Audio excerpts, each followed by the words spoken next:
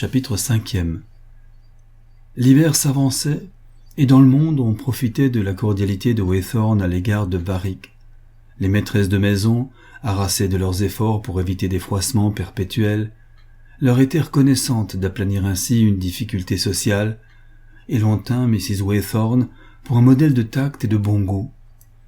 Quelques esprits caustiques ne purent résister à la plaisanterie de jeter Varick dans les bras de son ancienne femme. D'autres déclarèrent qu'ils trouvaient du sel à ces nouvelles relations. Mais la conduite de Mrs. Waythorn demeurait irréprochable.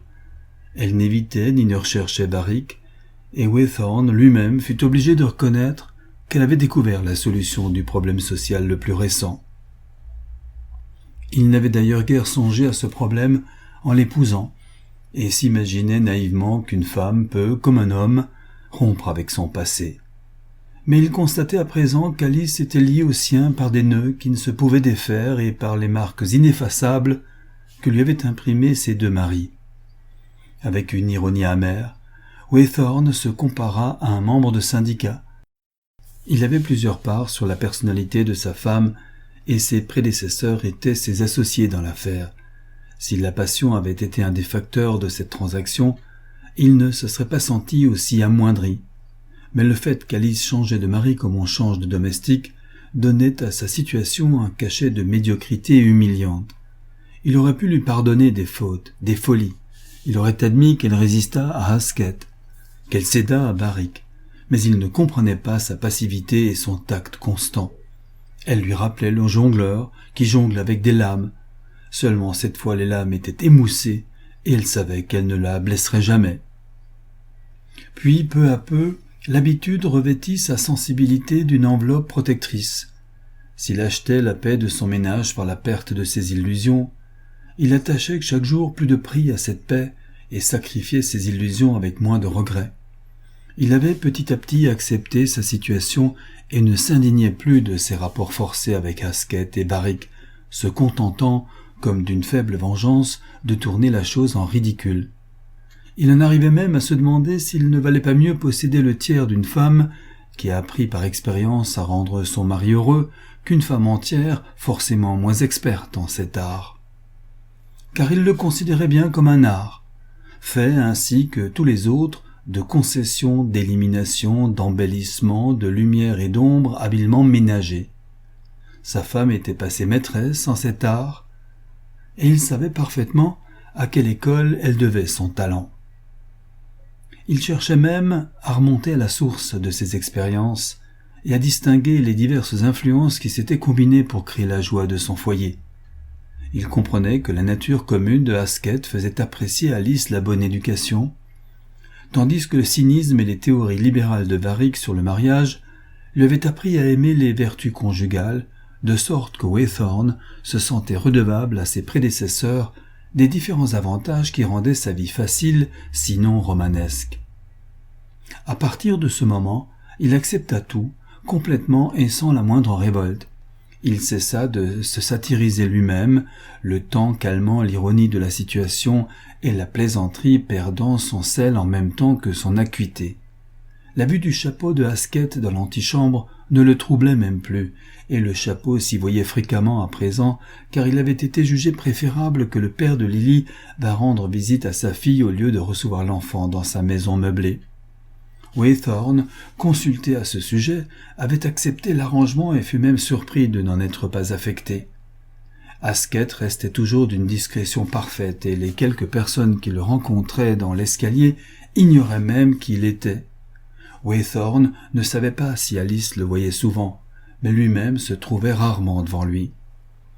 Pourtant, une après-midi, il apprit en rentrant que le père de Lily l'attendait, et il trouva dans la bibliothèque Haskett, comme toujours, assis au bord d'une chaise.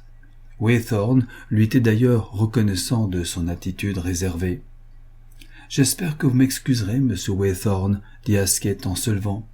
Je voulais voir Mrs. Waythorn à propos de Lily, et votre domestique m'a prié de l'attendre ici. »« C'est tout naturel, » répondit Waythorn, se rappelant que la rupture d'un tuyau, le matin même, avait livré le salon aux ouvriers. Il ouvrit son étui à cigares et le tendit à Haskett. Ce dernier prit un cigare et ce simple fait parut resserrer davantage les relations de ces deux hommes. La fin de cette journée de printemps ayant ramené un peu de fraîcheur, Waythorn invita Asquith à se rapprocher du feu.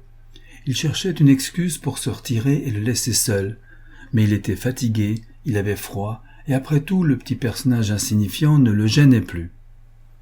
Tout en fumant, les deux hommes s'étaient laissés aller à une intimité presque inconsciente, quand la porte s'ouvrit brusquement et Varric entra. Waythorn se leva. C'était la première fois que Varric pénétrait dans sa maison, et l'étonnement de le voir, joint à l'inopportunité singulière de sa venue, fit renaître la sensibilité émoussée de Waythorn. Il regarda fixement son interlocuteur sans rien dire. Varric paraissait trop préoccupé pour remarquer l'embarras du maître de maison. « Mon cher ami, » s'écria-t-il d'un ton plein d'expansion, « je vous fais toutes mes excuses de fondre sur vous de cette manière. Mais il était trop tard pour vous joindre à votre bureau et j'ai pensé... » Il aperçut Asquith et s'arrêta en rougissant jusqu'à la racine de ses rares cheveux blonds. En un clin d'œil, il reprit ses esprits et salua légèrement. Asquith rendit le salut silencieusement, et Waythorn cherchait encore à retrouver l'usage de la parole lorsqu'un valet de pied entra, portant la table à thé. Cette diversion fut d'un heureux effet sur les nerfs de Waythorn. « Pourquoi diable apportez-vous cela ici » demanda-t-il sèchement. « Je prie monsieur de m'excuser, mais les plombiers travaillent encore dans le salon, et Mrs. Waythorn a donné ordre de préparer le thé ici. » Le ton respectueux du domestique rappela Waythorn à la raison. « Ah, très bien, » dit-il avec résignation, et le valet de pied se mit en devoir de déplier la table et d'y poser les accessoires indispensables du thé. Pendant le temps de ces préparatifs, les trois hommes restèrent debout, suivant machinalement des yeux les mouvements du domestique. Waythorn, pour rompre le silence, demanda enfin à Varric « Puis-je vous offrir un cigare ?» Waythorn chercha une allumette, mais n'en voyant pas, il alluma avec son propre cigare celui du nouveau venu. Asquith, un peu en arrière, restait tranquillement à sa place, regardant de temps en temps le feu de son cigare et s'approchant quelquefois de la cheminée pour y secouer ses cendres. Enfin le valet de pied se retira et Varric commença sans attendre davantage. « Si je pouvais vous dire deux mots de cette affaire... »« Parfaitement, » bégaya Waythorn, « dans la salle à manger. » Mais au moment où il mettait la main sur le bouton de la porte, elle s'ouvrit, livrant passage à Mrs. Waythorn. Alice s'avançait, fraîche et souriante dans sa robe et son chapeau de ville, tandis que de son beau à rejeter en arrière s'échappait un parfum subtil. « Prendrons-nous le thé ici » demanda-t-elle.